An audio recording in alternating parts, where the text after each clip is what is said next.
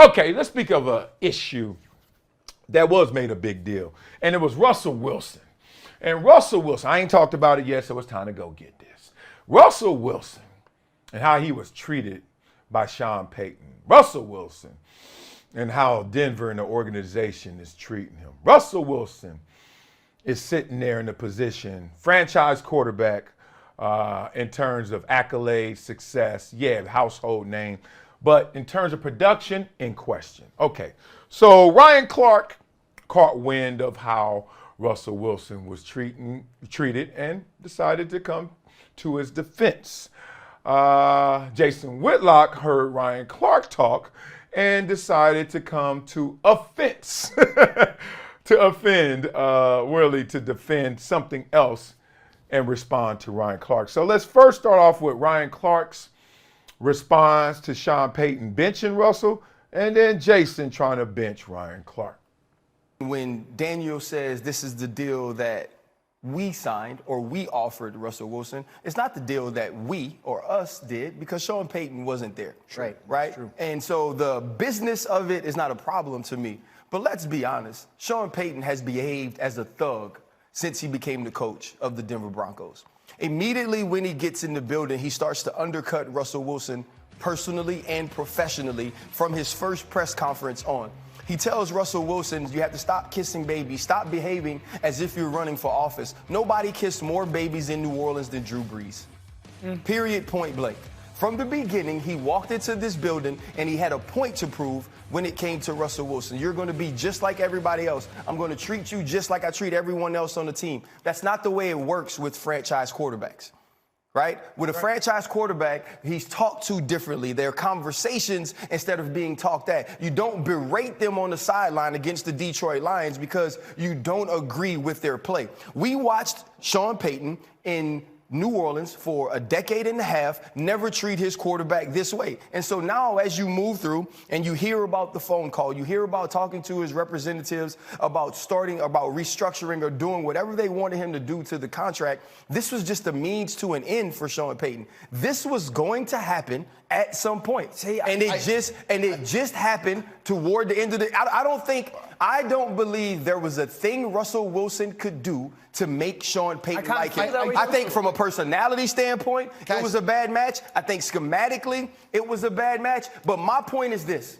My point is this. Let's hold Sean Payton to some sort of professional accountability. His behavior as the head coach of the Denver Broncos is unacceptable. If I'm the Walton family, I do not want somebody representing me this way. And I want to say this about Russell Wilson, because Russell Wilson takes a hell of a lot of heat. The humility that Russell Wilson has shown, the professionalism that Russell Wilson has shown inside of that building while being treated that way by that man. All I got to say to Sean Payton is you lucky you had the right one. Ryan Clark is saying something ignorant and stupid and unsubstantiated and inflammatory intentionally, but they're so scared, they've been so emasculated, they're so controlled by, I don't want to lose my position at ESPN and blah, blah, blah, that they just sit there and nod along and pretend, look like punks. And if you cannot, again, remove the scales from your eyes, remove the racial idolatry, we're in a battle, good versus evil, patriarchy versus matriarchy.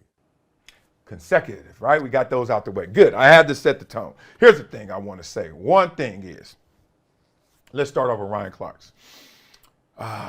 His first few words were, the business of it was not a problem to me. Right then, I would say, stop. They were trying to interrupt them. They were trying to get in there. I don't know if they were in there to support or they were going in there to try and turn it in a different direction. But I would have said, wait. So if the business of it was not a problem to you, Ryan, there should be no problem. Because football at the NFL level is a business, right? Like no matter how we flip this sandwich, the bread comes first. Okay. From there, he used the word thug. And I understand why he did it because that's what got our attention, you know? You listen to him say that and you're like, damn, ooh, Sean Payton, thug? You're not, really, you're trying to map Thug on to Sean Payton because you heard Ryan Clark say it. Smart, genius move by Ryan Clark. But Russell Wilson wasn't bullied. He wasn't punked. You know what happens? This is what happened. He was held accountable based on his previous standards of excellence, the compensation that he was commanding, and the attention he always gets. Once you mix that up and you say, okay, now let me watch this guy play, you're like, that's not a franchise quarterback.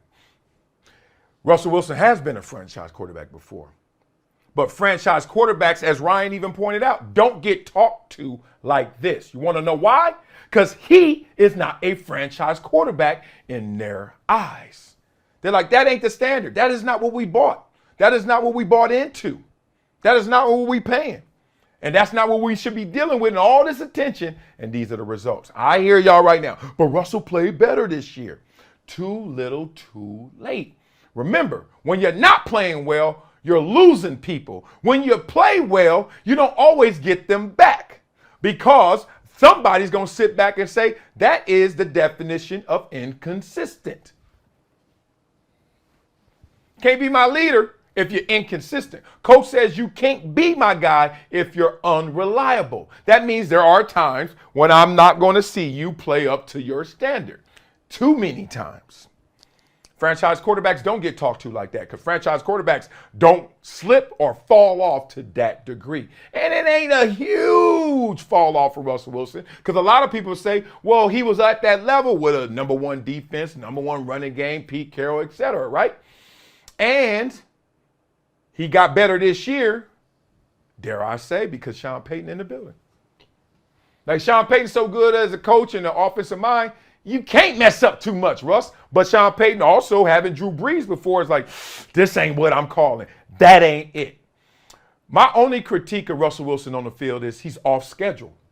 And I've been saying this for maybe 10 years. Russell Wilson is the king of, I'm going to run the play better when it breaks down, which is great, except if you're a coach, you're frustrated. You're like, dog, run the play that I called because that's reliable.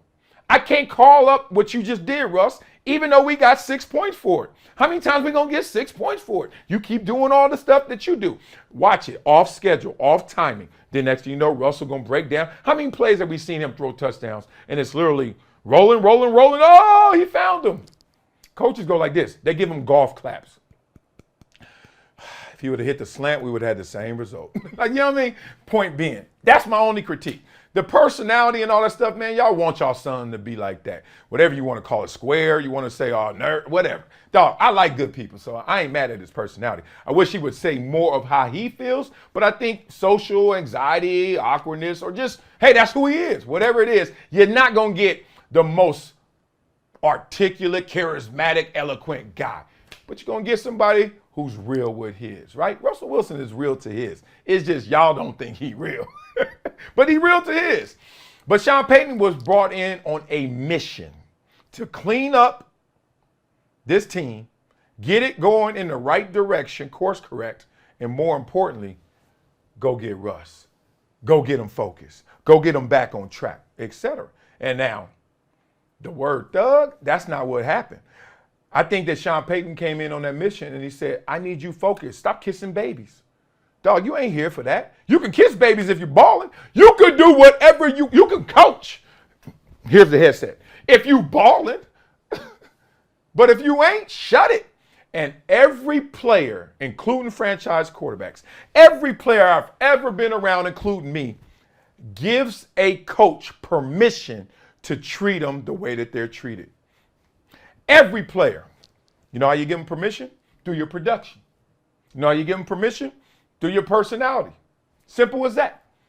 If you balling, permission to treat me better than the rest of them. If I'm all right or suck, permission to treat me like everybody else, or permission to treat me worse than them. If I'm balling, treat me better than them. Permission granted. I never got cut. And I was like, where did that come from? I was like, you know, man, they should have kept me. Man, I was playing better than. You closer to the pack than you should be, right? That's what happens. That's what sports is. That's what ball is. Now, there are cap casualties, but even a cap casualty, look at them, always drop the notch. Even Tom Brady at the end. And he was a free agent, not even a cap casualty. Just, and then, boom, went back up because he was like, oh, that's how y'all feel? 20 years, that's how y'all feel? Okay, went to Tampa Bay and did it. But the point is, this ain't random, y'all. Y'all act like he just woke up. I don't like Russell Wilson, so I'm going to go get him. Russell Wilson gave him years, even the late Seattle years. That's why Pete let him go. Even then, he has given enough film to coaches to say, you can come at me, challenge me, because the way I'm playing is not separating myself from the pack. Simple as that. Now, with Whitlock, the only thing that caught me was the fact that he said that the people on the set, everybody up there, looked like punks. I'm going to say this. I don't say it like this. I say it like this. Successful people, and more than ever right now, successful people won't compromise their social status, won't compromise this comfort for their truth or the truth. More than ever. Just make sure you look at life that way. Those who you look, see, this is what's weird about it. People look up to people. And they're, oh my God, that's so-and-so. But remember, so-and-so is not about to step in it to keep directing you the right way, the most authentic way, the most positive way, the truthful way. No, they're protecting that rare air that they're in. So stop looking up to people for direction. Look up to them because they could do what they do great. Now figure out what you do great and go do it. And it's going to be different than them. Simple as that. But a lot of times in this world, that's why, I go to so many schools and speak. I'm like, y'all got to stop looking at these people who got all these the audience and all this attention and looking at them for navigation. They ain't going to help you. Not like that. Why? Because they got to step in it to do it. Somebody was sitting on that set like, damn well Russell Wilson ain't balling like that. So the point is he can get undressed like everybody else. So that's it. But good conversation, good topic. I loved it. Ryan Clark, poetic in that one. Boy, he killed that. Whitlock, gangster as usual. What's new? All right, so y'all feel like Sean Payton has thugged out Russell Wilson, thugged on him. You think it was personal or you think it was professional? You think he was licensed to do it or you think he was out of bounds doing it? What do you think of Whitlock's take? What do you think of Ryan Clark's take? Beat it up in the comments. Let's have some fun. All right, y'all. Coming up next on Never Shut Up, we're going to funk up some comments, and we're going to hit you with a Wileyism, then we out of here. All right, y'all. Hey.